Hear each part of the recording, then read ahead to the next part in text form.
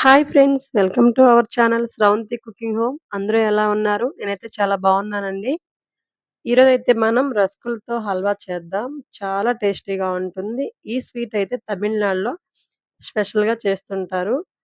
నేనైతే ఆ స్వీట్‌ని మీకు చూపియాలని నేను కూడా చేస్తున్నాను. రస్కులతో హల్వా చాలా టేస్టీగా ఉంటుంది. మీరు కూడా చూసి తయారు చేసుకోండి. ఫస్ట్ అయితే నేను ఒక ప్యాకెట్ రస్కులు తీసుకున్నాను. అవి ఇలా కచ్చా పచ్చాగా దంచుకుంటున్నాను.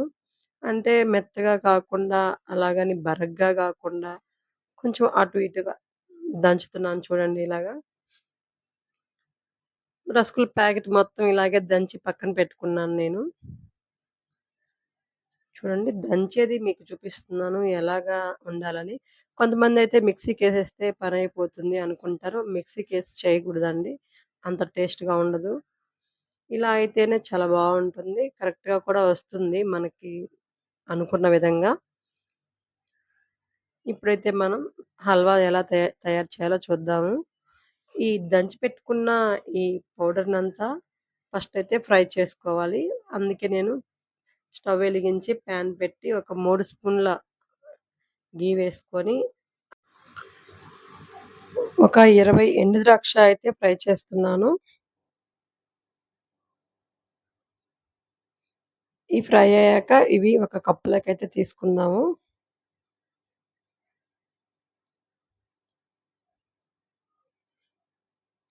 ఇందులోనే మనం కొంచెం జీడిపప్పులు కూడా ఫ్రై చేసుకుందాము వేసుకొని. ఇవి కూడా ఒక 20 జీడిపప్పులైతే వేశానండి. మనిష్టం. మనకి డ్రై ఫ్రూట్స్ ఎక్కువ కావాలనుకుంటే ఏసుకోవచ్చు. బాదం అన్నీ వేసుకోవచ్చు. వాల్‌నట్ కూడా వేసుకోవచ్చు.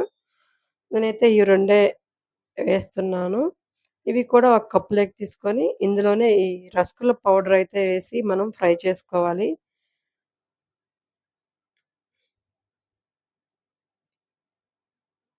చూడండి పొడైతే ఇలా కచ్చా పచ్చాగా ఉండాలి. అంటే మరీ పౌడర్‌లాగా మెత్తగా ఉండకూడదు. అడుగంటకుండా మనం దీన్ని ఇలా మిక్స్ చేస్తూ ఉండాలా, కలుపుతూ ఉండాలండి. ఎందుకంటే మందాటి ప్యాన్ అయితే అడుగు పట్టకుండా బాగుంటుంది. అడుగు పడితే స్మెల్లు, టేస్టు అంతా పోతుందండి. అందుకే మనం ఇలా అడుగు పట్టనీయకుండా మంచిగా ఇలా మిక్స్ చేస్తూ ఉండాలా.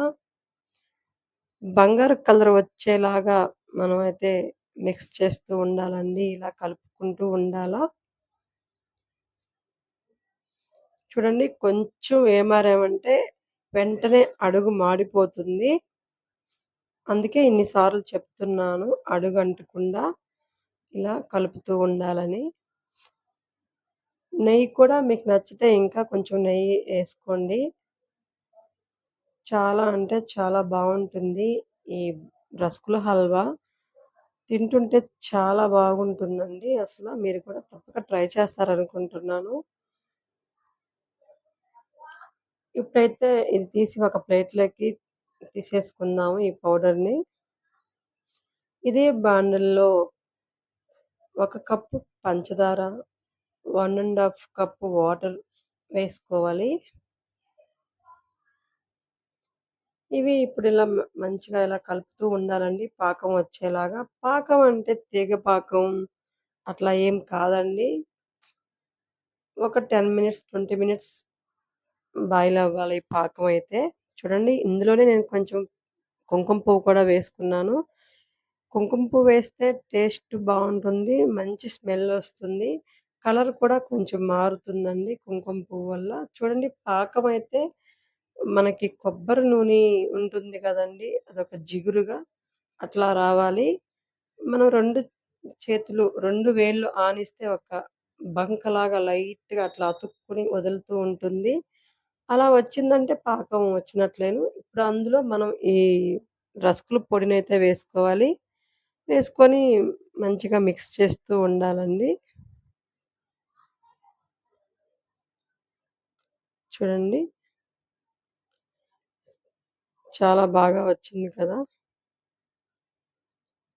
నేనైతే ఈ రసకుల్ని ఇలాచీ ఫ్లేవర్ రసకులు తీసుకున్నానండి. కాబట్టి ఇలాచీ పౌడర్ అవసరం లేదు. ఎందుకంటే ఇలాచీ ఫ్లేవర్ రసగులు కాబట్టి మంచిగా ఇంకా నేనైతే ఇలాచీ యాడ్ చేయలేదింకా.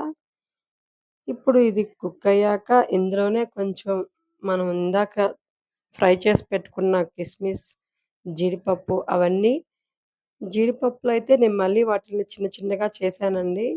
అలా చేశాక ఇందులో వేసుకోవాలి. నేను ఇంకొక 2 స్పూన్స్ ఘీ అయితే వేసుకున్నాను. ఘీ వేశాక ఒక 2 మినిట్స్ కుక్ అవ్వనిద్దాము. స్వీట్ అయితే రెడీ అయిపోతుందండి. చాలా బావుంది. చాలా అంటే చాలా. బ్రెడ్‌తో చేసుకునే హల్వా కంటే గూడా ఇలా రస్కులతో చేసుకునే హల్వా చాలా బావుంటుంది. ఇందులో మనమైతే కొంచెం కూడా ఆయిల్ కానీ, ఎక్కువ ఘీ కానీ యాడ్ చేయలేదు. ఏదో కొంచెం ఘీ అయితే యేసుకున్నాము. కాబట్టి చాలా హెల్తీ అండి. ఎక్కువ ఆయిల్, ఘీ తినడం కూడా అంతే మంచిది కాదు.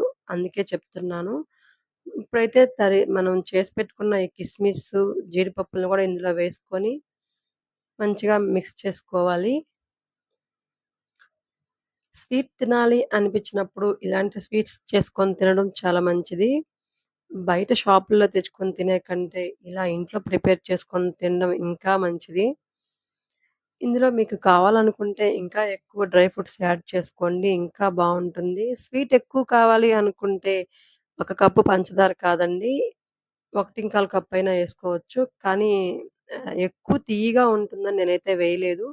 మీరు కావాలనుకుంటే స్వీట్ ఎక్కువ తియ్యగా తినేవాళ్ళు గానైతే ఏసుకోవచ్చు. స్వీట్ అయితే రెడీ అయిపోయింది. ఇప్పుడు నేనైతే సర్వింగ్ బౌల్ తీసుకొని అందులోకి తీసుకుంటాను ఈ స్వీట్ అంతా.